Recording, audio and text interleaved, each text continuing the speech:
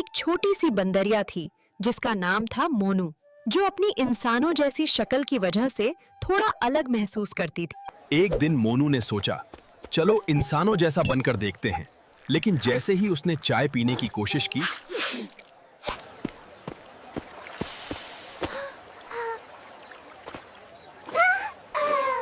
उसकी बात सुनकर मोनू खिल उठा।